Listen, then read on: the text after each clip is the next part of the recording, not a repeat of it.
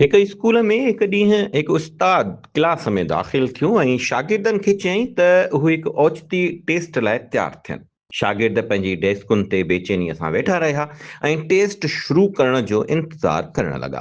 उस्ताद सभिनी शागिर्दनि में सुवालनि जा पेपर विरहाया, जीअं आम तौर ते थींदो आहे। पेपर ऊंधो रखियलु हुयो। जॾहिं सभिनी खे पेपर मिली विया, उस्ताद चयो, हाणे पेपर फेरायो ऐं शुरू कयो। सभु हैरान थी विया, छो त पेपर ते को बि सुवाल न हो, सिर्फ़ विच में हिकु कारो नुक़्तो ठहियलु हुयो। उस्ताद शागिर्दनि जे चहिरे ते हैरत ॾिसी चयो, जेको तव्हां ॾिसो था उहो लिखो।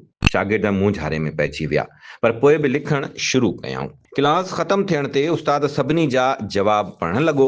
हर हिकु शागिर्द बिना कंहिं इस्तस्ना जे सिर्फ़ उन कारे नुक़्ते बाबति लिखियो, उन जी जॻह, उन जी शिकिल वग़ैरह। जॾहिं उस्ताद सभु जवाब पढ़ी ख़तमु कया, क्लास में माठ छांइजी वई। उस्ताद चयो, मां तव्हांखे उन ते के ख़ासि सुठा नंबर न ॾींदुसि, सबक़ ज़रूरु ॾींदुसि। उस्ताद चयो, पूरे क्लास में कंहिं हिकु शागिर्द बि अच्छे हिसे बाबति न लिखियो, सिर्फ़ कारे नुक़्ते ते ध्यानु ॾिनो। असांजी ज़िंदगी बि अहिड़ी ई आहे।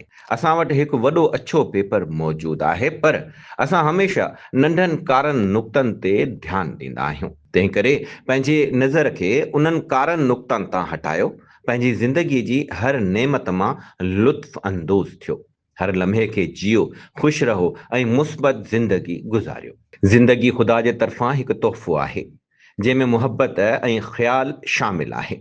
असां वटि ख़ुशि थियण जा केतिरा ई सबब आहिनि, दोस्त, रिश्ता, रोज़गार ऐं ॿियो घणो कुझु। पर असां हमेशह मसइलनि ते ध्यानु ॾींदा आहियूं, जेतोणीकि बीमारियूं, पैसनि जी खोट, रिश्तनि जा मसइला या दोस्तनि सां मायूसी। इहे कारा नुक़्ता असांजी ज़िंदगीअ जे मुक़ाबले में तमामु नंढा आहिनि, पर उहे ई असांजे ज़हन खे मुतासिर कनि था।